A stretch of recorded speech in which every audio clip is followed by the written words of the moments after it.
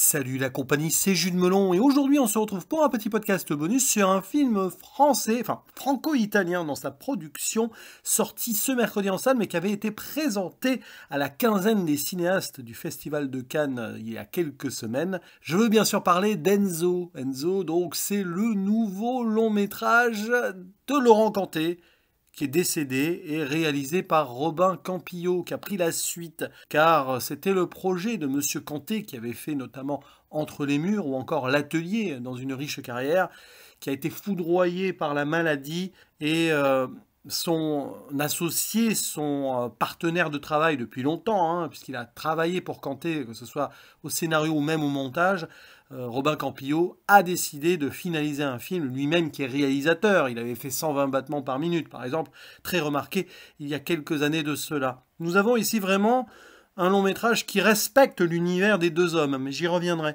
Au casting, dans les rôles principaux, nous avons deux jeunes acteurs peu connus. Éloi Pohu pour son premier rôle, extraordinaire, le jeune qui avait 16 ans aussi au tournage, comme son personnage, et qui est arrivé presque par hasard dans le milieu du cinéma et qui offre une prestation totalement naturelle sur plein de choses. Et à ses côtés, Maxime Slivensky qui joue, on va dire, son collègue ukrainien qui a débarqué en France comme ça et qui travaille avec lui sur un chantier. Au niveau des adultes, pour jouer les parents d'Enzo, nous avons quand même des têtes très connues. L'italien Pierfrancesco Favino, qui joue donc le père, et Élodie Bouchez dans le rôle de la maman. Là aussi, il y a beaucoup à dire sur ces deux protagonistes.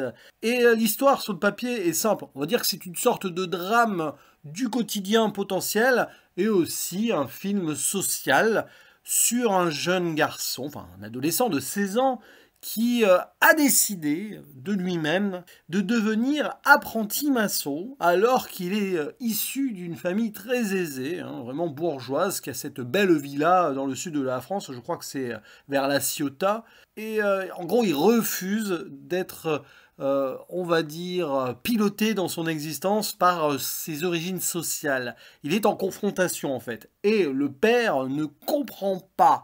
D'autant plus qu'à ses yeux, mais même aux yeux de la maman, il a tout pour lui, Enzo. Alors certes, il est peut-être pas bon à l'école, il n'est pas scolaire, d'accord, mais il est sportif, et il est en plus très bon dessinateur. Mais qu'est-ce qu'il va faire dans cette galère? Ça, c'est un petit peu donc ce que pense le papa. La maman, elle est un peu plus en retrait, quand bien même, à des moments clés, elle sera là, très présente. Et il y a beaucoup de subtilité sur cette relation. Ne vous attendez pas à un simple teenage movie avec l'ado rebelle face donc à papa et maman. Il y a quand même quelque chose de plus profond derrière. Et donc Enzo, alors qu'il est maçon, donc ils sont en gros en train de travailler sur une maison, va rencontrer un Ukrainien qui est là avec son pote d'ailleurs, qui s'appelle Vlad, et les deux vont se rapprocher. Peut-être que Éloi va vouloir grandir plus vite avec ce jeune homme qui a presque 25 ans, qui a fui son pays, donc il y a un côté social et politique derrière à l'international, et c'est très important cette confrontation des mondes là, et il va presque le prendre en exemple, ce jeune homme qui est arrivé en France avec ses ambitions à lui, avec son pote là, mais peut-être que le spectre de la guerre en Ukraine est toujours là et qui serait amené à être rappelé là-bas, puisque à partir d'un certain âge, il peut être engagé, etc. Bon, déserteur ou pas, c'est un peu plus compliqué que cela. Et Enzo va se questionner. C'est un film où nous avons un personnage principal qui cherche sa place, et ça c'est très Laurent Canté, ne serait-ce que déjà dans Entre les murs, il y avait ça. Alors c'était visé plus jeune, c'est-à-dire des élèves, quoi, mais chaque gamin ou adolescent qui va au collège, au lycée, même en primaire, si on peut remonter plus loin, et là aussi a commencé un questionnement sur sa vie future, et c'est pas facile. Moi-même étant enseignant, je sais ce que c'est.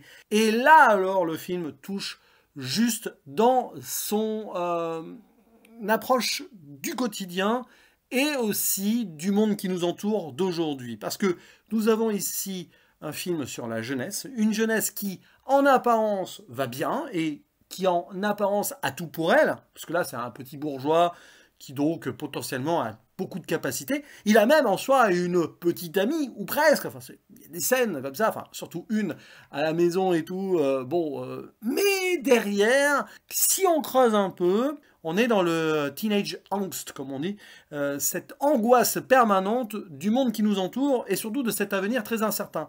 Et c'est fatalement ici un film qui est de 2025. Voilà, enfin, qui a été créé et pensé ces 3-4 dernières années et qui sort aujourd'hui. C'est bougrement intelligent et passionnant sur ce point. D'ailleurs, beaucoup de subtilité dans ce film, je vais y arriver. Là, j'y suis déjà, en fait, hein, d'une manière ou d'une autre.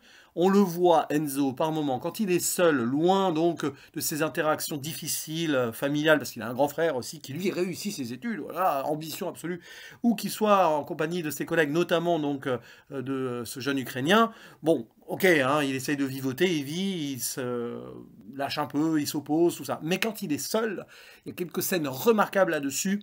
Il respire et il a du mal à la trouver, cette respiration, ce rythme pour fuir l'angoisse. Oui, il y a des moments où on sent qu'il a ces petites crises d'angoisse-là, notamment une près d'une falaise qui va avoir un écho après, plus tard dans le film, ce qui d'ailleurs donne lieu à des moments de cinéma très forts, que ce soit nocturne ou plus ou moins solaire. C'est un film à voir l'été aussi, ça tombe bien, on est en plein dedans, là, vu la chaleur qu'il fait. Et c'est exactement le genre d'œuvre qui est là pour nous faire cogiter. Et c'est pas facile de rentrer dedans, justement parce qu'il y a une approche qui va pas forcément être frontale et qui, clairement, va nous mener sur des chemins de traverse. Pas là où on imaginerait être mené. Et c'est très bien.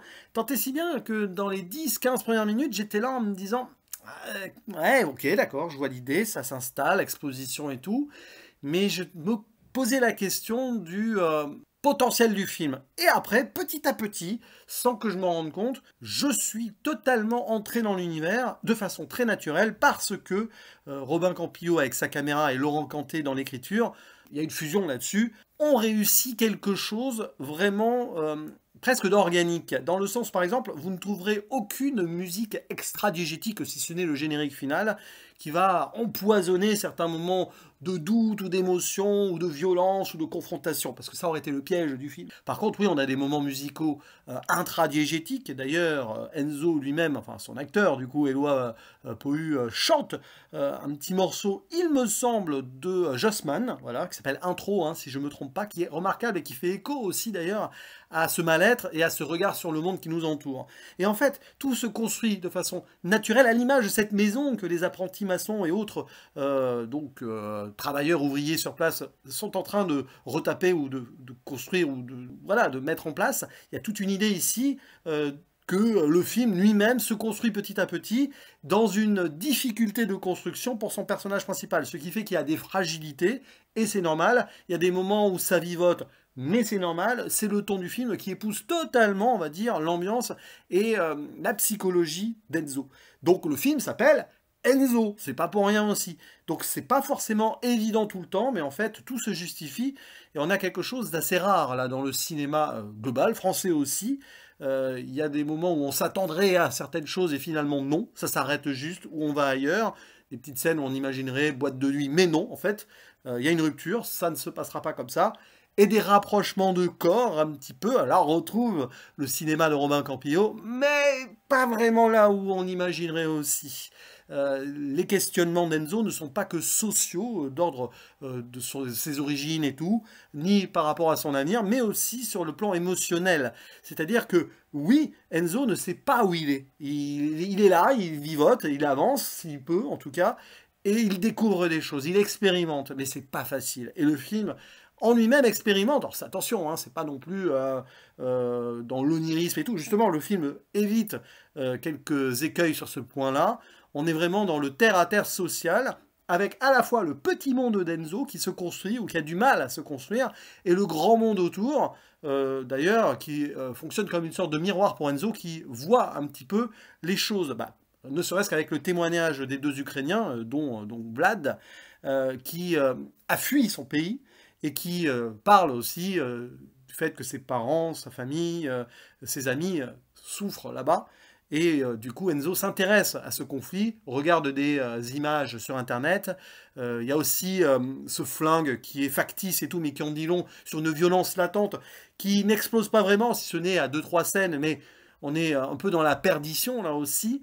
Et tout le monde se cherche, hein, en fait. Enzo, évidemment, donc sa place dans son petit monde et dans le monde qui l'entoure, mais aussi Vlad et son ami ukrainien, qui essayent de trouver leur place dans cette société française avec leurs ambitions, mais aussi le spectre d'un retour potentiel au pays. Et restent du coup les parents autour. Et là aussi, on a quelque chose d'assez subtil et original. Ce ne sont pas des mauvais parents. J'ai même envie de dire qu'ils sont vraiment bienveillants et positifs sur le papier, alors surtout la mère en soi, hein, avec leur enfant. Le papa, oui, bon, il fait l'erreur de beaucoup de pères de famille, c'est qu'il a envie que son fils soit à son image.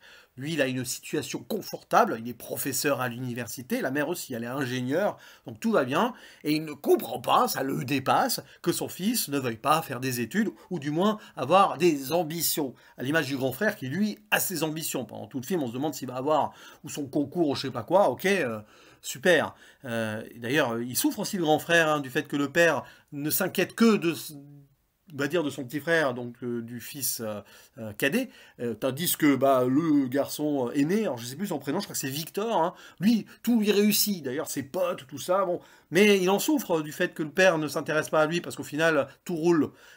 Cette angoisse-là, on la retrouve aussi à l'image du père de famille. Même la mère, elle est beaucoup plus, voilà, toujours souriante et tout, mais quand même, hein, il y a un moment de discussion très forte lors d'une soirée qui tourne pas très bien dans la villa, ça picole, ça danse, enfin plus ou moins en tout cas Enzo essaye de se mettre là-dedans mais c'est pas pour lui quoi. Et il fait des bêtises parce que bah, il vient de se passer quelque chose, tout ça. Mais il n'y a jamais de jugement négatif, on va pas rentrer dans des violences verbales ou physiques très habituelles dans les clichés, loin de là. Et on va essayer de comprendre le père aussi, le film lui laisse sa place et j'ai envie de dire que du coup, Enzo, hein, le long métrage, fonctionne aussi bien pour la jeunesse d'aujourd'hui, qui va se reconnaître en ce personnage-là, qui comprend les choses, donc c'est bien écrit là-dessus, parce que ce sont des adultes qui ont écrit quand même, mais aussi va s'intéresser aux parents, ou même aux adultes au sens large, qui s'intéressent à la jeunesse, hein, dans l'éducation et tout, donc le film m'a capté aussi là-dessus, qui constate peut-être les erreurs qu'ils ont pu faire avec les plus jeunes, ou justement qui essayent de comprendre pourquoi, enfin comment cette jeunesse va mal, parce qu'on sait qu'elle va mal, mais pourquoi et comment on pourrait l'aider ou pas, et comment l'accompagner sans intervenir et interférer aussi dans ses choix. Enzo, il a envie de faire ses choix, il les fait, c'est difficile. Peut-être ne fait-il pas les bons, mais ce sont ses choix, on n'en sait rien en tout cas, il doit s'affirmer et c'est important pour lui. Le film essaye de l'accompagner aussi là-dessus. Donc oui, voyez Enzo en salle, c'est très important. Film estival, faussement solaire, j'ai envie de dire, car finalement, on est plutôt sur les ruines d'une possible construction qui est en devenir. D'ailleurs, le film joue là-dessus, hein, les ruines de la guerre en Ukraine qui sont évoquées. Ça se termine, sans que j'en dise plus, sur des ruines archéologiques, mais pendant donc toute l'œuvre, on essaye de construire quelque chose hein, sur des chantiers. Bah oui, c'est ça, les chantiers de la vie. L'adolescence, finalement, c'est un peu le chantier d'une vie en devenir. Et c'est pas facile de nos jours quand les matériaux que nous avons ne sont pas forcément les plus solides ou que on les manipule de façon maladroite. À l'image d'Enzo, justement, qui est un peu empoté hein, par moment, hein, bizarre pour quelqu'un qui veut devenir apprenti maçon. Mais c'est pas grave, ça colle avec l'ambiance du film et l'univers, c'est assez fort là-dessus. Donc oui, voyez Enzo en salle, ou si vous l'avez vu, n'hésitez pas à me dire en commentaire ce que vous en avez pensé. Le débat est ouvert. Il ne me reste plus qu'à vous dire à la prochaine. Ciao!